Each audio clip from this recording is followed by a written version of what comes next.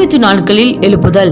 ஒரு மனிதனை குறித்து கர்த்தர் தமது சொந்த வாயால், என் ஜனங்களை உண்மையாய் விசாரிக்க என்னை போன்ற மனதுடைய ஒருவன் உன்னை தவிர வேறு யாரும் என்னிடம் இல்லை என்று சொல்வாரானால் அதைவிட பெரிய சாட்சி வேறு என்ன இருந்துவிட முடியும்? இப்படிப்பட்ட சாட்சியை தான் பவுலின் வாயால் தீமோத்தேயு பெற்றார். தகப்பன் கிரேக்கனாய் இருந்தாலும் யூத குலமான தன் பாட்டி லோவிசால் மூலமாகவும் தன் தாய் ஐநேக்கியா மூலமாகவும் வேத எழுத்துக்களை சிறு வயது முதல் இருந்து தீமோத்தேயு அறிந்திருந்தார். எபேசுவிலே சபையை கண்காணிக்கும் முதல் மூப்பராக நியமிக்கப்படுகிறார் தீமோத்தேயு. இளம் ஊழியரான தீமோத்தேயு தேவனுடைய வீட்டில் நடக்க வேண்டிய வழியை கற்று தரும்படி 2 நிருபங்களை பவுல் எழுதுகிறார். முதல் கடிதத்தை மக்கோதோனியாவில் இருந்தும், 2வது கடிதத்தை தன் கடைசி நாட்களில் ரோம் நகரில் இருந்தும் பவுல் எழுதுகிறார். தன் மரணத்துக்கு முன்பு எப்படியாவது தன் பிரியமான குமாரனை பார்க்க விரும்புகிறார் பவுல்.